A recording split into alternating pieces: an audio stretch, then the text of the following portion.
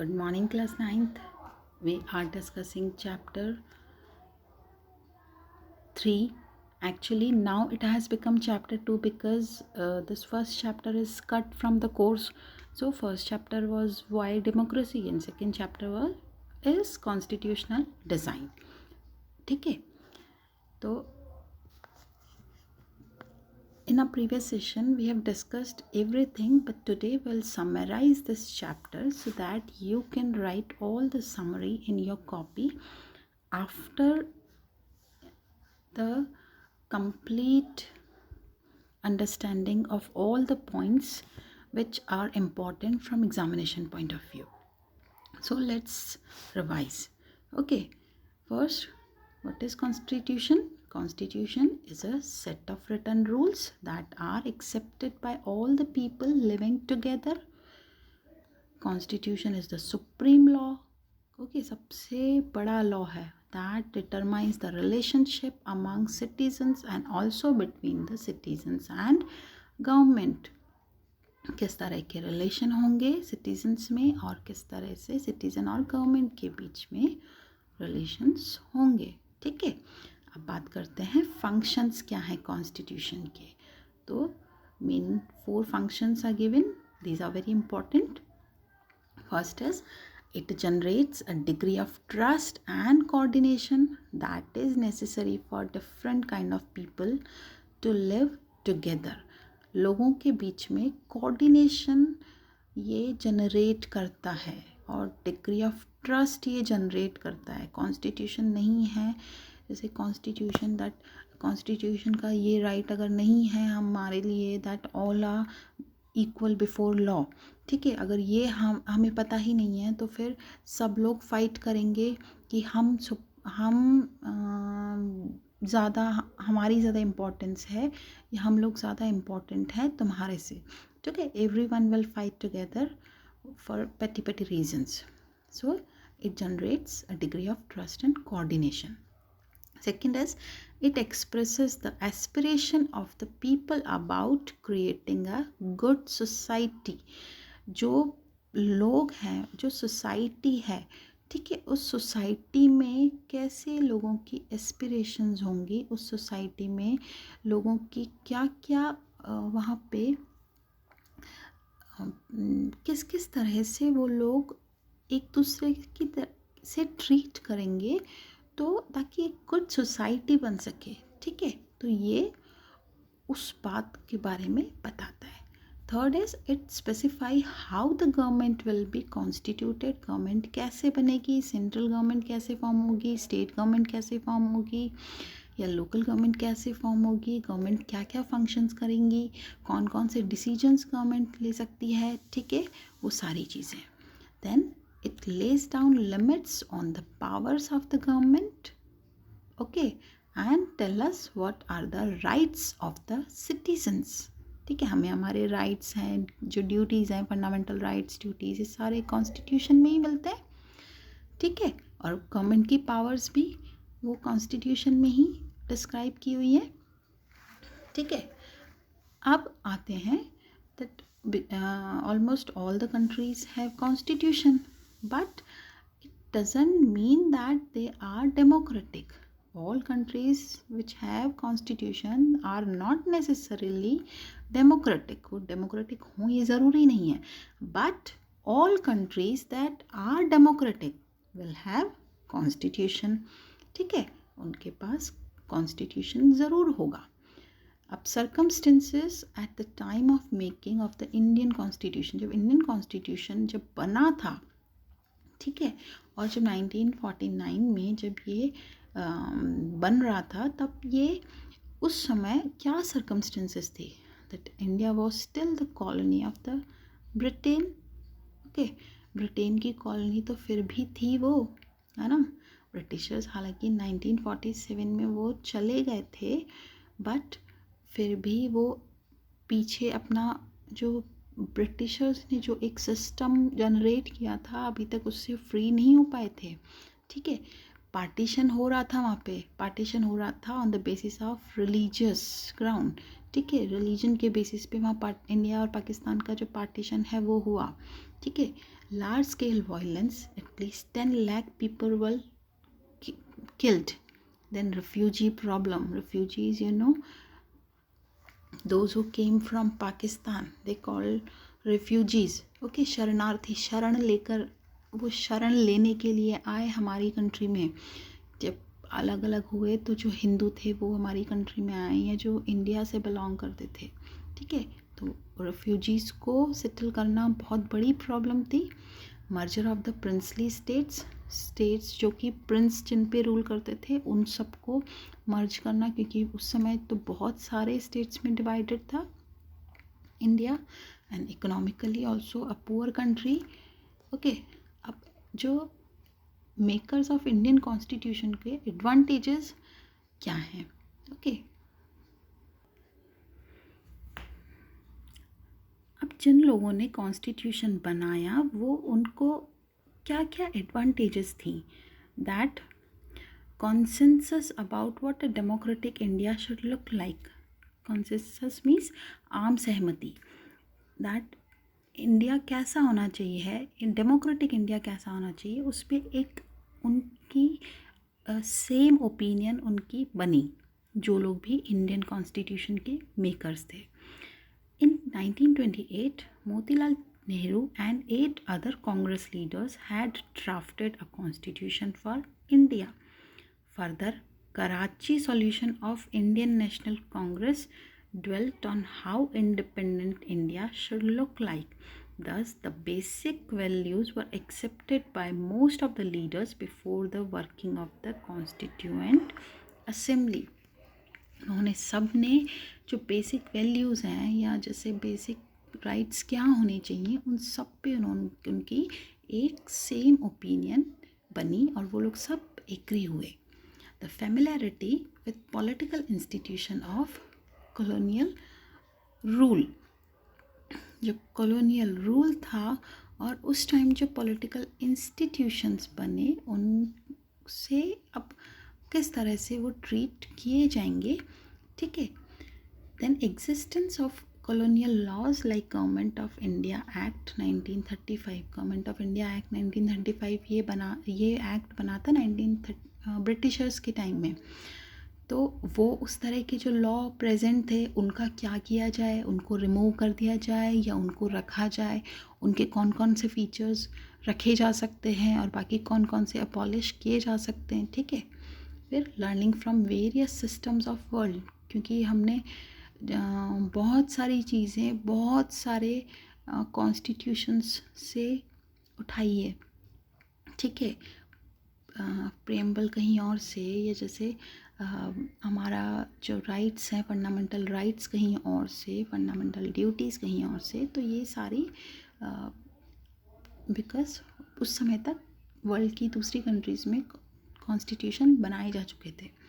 The constitution of India was written by constituent assembly comprising 299 members. ये question generally आता है children, so please keep remember, and it was adopted on 1949 November 26. This date also important. The Constitution of India was implemented. अब बना कब था 1949 में, but implement कब हुआ था कि हाँ अब से इस डेट से ये इम्प्लीमेंट हो गया है कि अब से इसको माना जाएगा, ठीक है। तो ये हुआ था January 26, 1950, and that is why we celebrate our Republic Day. To mark this day, we celebrate January 26 as Republic Day. Dr. B.R. Ambedkar was the chairman of drafting committee and Dr. Rajendra Prasad was president. ये दोनों question बहुत ज़्यादा important है children, and किसी भी competition exam में बहुत बार thousands times these questions are asked. So please be very attentive. So he was the president of Constituent Assembly, ठीक है। अब प्रियम्बल है, ये प्रियम्बल हमारे स्कूल में भी हर एक क्लासरूम में लगी हुई है, and this preamble should be by heart to you everyone, and you will write this also in your registers. Purpose क्या थे प्रेम्बल बनाने के?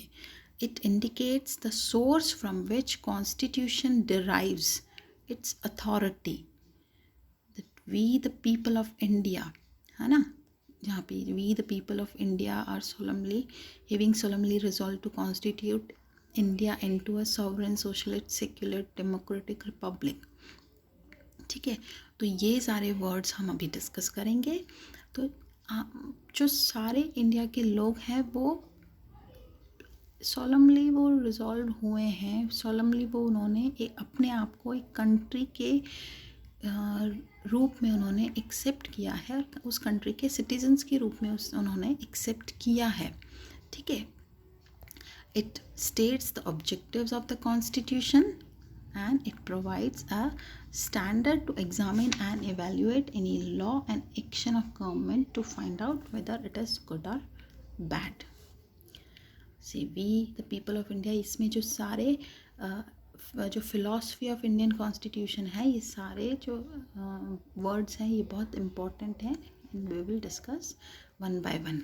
We the people of India means the constitution has been drawn up and enacted by the people through their representatives. अब people तो जो लाख कितने 30-35 लाख तो थी उस समय पॉपुलेशन, तो सारे के सारे ने तो साइन नहीं किया या सबसे तो ओपिनियन नहीं ली गई थी, तो केवल जो रिप्रेजेंटेटिव्स थे उन्होंने इस कॉन्स्टिट्यूशन को बनाने में इम्पॉर्टेंट रोल दिया. And we the people of India का मतलब उनके रिप्रेजेंटेटिव से है, and not handed down to them by a king और any outside power.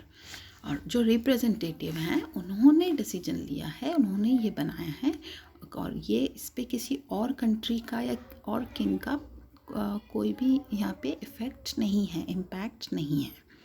Then sovereign means people having supreme right to make decisions on internal as well as external matters. लोगों को supreme right है internal और external matters पे, and no external power can dictate the government of India. जैसे अभी GST government, GST जो India में GST rule applicable हुआ, ठीक है, या जैसे कश्मीर में जो उसको स्पेशल जो स्टेट का जो स्टेटस था वो उसको रिमूव करके और जो 2 यूनियन टेरिटरीज़ बनाई गई, ओके, जम्मू कश्मीर और लद्दाख को जो 2 यूनियन टेरिटरीज़ में जो कन्वर्ट किया गया, तो this decision was completely taken by the government of India. ठीक है, एक्सटर्नल पावर्स कोई भी उसको वो इम्पैक्ट उसका नहीं हो सकता. तो ये है sovereign, that people have supreme right to make any of the decision. ठीक है, socialist means wealth is generated socially should be shared equally by society. जो भी वेल्थ जनरेट हुई है, जैसे जो रेवेन्यू होती है गवर्नमेंट को, जो टैक्सेस इम्पोज करती है, जो भी एक्सपोर्ट ड्यूटी है, इंपोर्ट ड्यूटी लगाती है, जीएसटी है, इनकम टैक्स है, बहुत सारे टैक्सेस हैं, तो जो वो वेल्थ जनरेट होती है सोशली, तो वो सोसाइटी के वेलफेयर के लिए ही गवर्नमेंट उसको क्या करती है, स्पेंड करती है. ठीक है, and government should regulate the ownership of land and industry to reduce socio-economic inequalities. और गवर्नमेंट को ये देखना होगा कि जो लैंड और उसकी इंडस्ट्री की ओनरशिप है वो केवल और केवल प्राइवेट पीपल के पास ही नहीं हो, जैसे कि कैपिटलिस्टिक कंट्रीज़ में है, जैसे अमेरिका में, वहाँ पे गवर्नमेंट वो उनका कोई रोल नहीं होता, वो किसी भी इंडस्ट्री या उनका होल्ड नहीं है, वो सारे प्राइवेट लोगों के हाथ में है. ठीक है, प्राइवेट पीपल ही उनके ओनर हैं. बट यहाँ पे गवर्नमेंट भी अपने जैसे सेल है, गैस अथॉरिटी ऑफ इंडिया है, LIC है, ये सारे क्या है, गवर्नमेंट ऑर्गेनाइजेशन है. रेलवे जो इंडिया के पास है, ठीक है, उस इंडिया का कंट्रोल है. जैसे एटॉमिक प्लांट्स हैं, वो केवल और केवल गवर्नमेंट ही उसको एस्टेब्लिश कर सकती है. तो इस तरह से गवर्नमेंट के हाथ में है सारा, मतलब कुछ पार्ट गवर्नमेंट के हाथ में है और कुछ प्राइवेट पीपल के पास. Then secular that citizens have complete freedom to follow any religion. ठीक है, but there is no official religion. India का कोई ऑफिशियल रिलीजन नहीं है कि इंडिया एक हिंदू देश है, ऐसा कहीं कोई ऑफिशियली अनाउंसमेंट नहीं है. ठीक है, जहाँ हिंदू लोग ज़्यादा रहते हैं तो उसको मान लेते हैं, बट ऑफिशियली ऐसा कहीं पे भी बताया नहीं गया है. So government treats all religious beliefs and practices with equal respect. Okay. Then democratic का मतलब है a form of government where people enjoy equal political rights, elect their rulers and hold them accountable. जो democratic मतलब government, ऐसी government जो कि जहाँ पे कि जो लोगों के पास है इक्वल पॉलिटिकल राइट्स हैं, वो खुद अपना रूलर्स इलेक्ट करते हैं और वो जो रूलर्स हैं वो जो भी डिसीजंस लेते हैं वो खुद ही उनके लिए अकाउंटेबल होते हैं, जिम्मेदार होते हैं.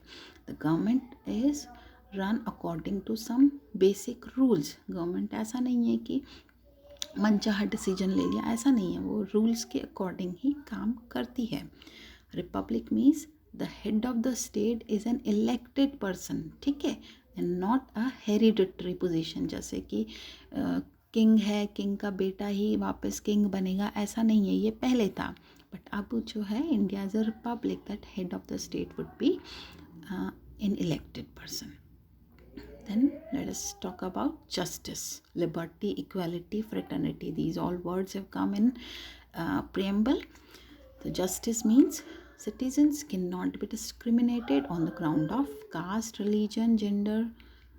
Social inequalities have to be reduced, and government should work for the welfare of all, especially of the disadvantaged group. ठीक है, इसीलिए जो गरीब हैं या जैसे जो SC हैं, ST हैं, इनको स्पेशल रिजर्वेशन मिला है और गवर्नमेंट उनको जस्टिस देती है इस तरह से. ठीक है. Liberty means there are no unreasonable restrictions on the citizens in what they think. लोगों के ऊपर कोई ऐसे अनरीजनेबल रिस्ट्रिक्शंस नहीं लगाए गए हैं कि ज़बरदस्ती कोई चीज़ थोप दी गई हो. ठीक है.